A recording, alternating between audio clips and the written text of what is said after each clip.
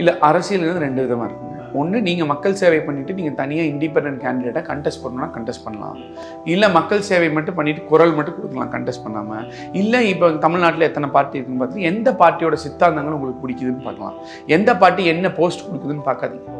அது எப்படின்னா, ஒரு கம்பெனிக்கு வேலைக்கு போகும்போது எந்த கம்பெனி எவ்வளோ சம்பளம் கொடுக்குற 20,000 கொடுக்குறான், 40,000 கொடுக்குறான், 40,000க்கு போகலான்னு போனீங்கன்னா ஃபெயிலியர் ஆயிடும். ஏன்னா நீங்கள் அங்கே என்ன பார்க்கணுன்னா, எந்த கம்பெனிக்கு போனால் எனக்கு பிடிச்ச வேலை கிடைக்கும், நான் சந்தோஷமாக வேலை செய்ய முடியும், எனக்கு டெய்லி கற்றுக்க முடியும், எனக்கு வளர்ச்சி கொடுக்க முடியும்னு பார்த்து போனீங்கன்னா 20,000 கம்பெனியில் நீங்கள் 6 மாதம் கழிச்சு 1 லட்ச ரூபாய், இல்லை சில வருஷம் கழிச்சு 1 லட்ச ரூபாய்க்கு போயிடலாம். ஆனால் பிடிக்காத வேலைக்கு 40,000 கம்பெனிக்கு போனீங்கன்னா ஒன்று நீங்களே கொஞ்ச நாளில் வெளியே வந்துடுவீங்களா, அவங்களே வெளியே வந்துடுவாங்க. ஏன்னா உங்களுக்கு எந்திரிச்சு டெய்லி வேலைக்கு போய் வேலை செய்யவே பிடிக்காது.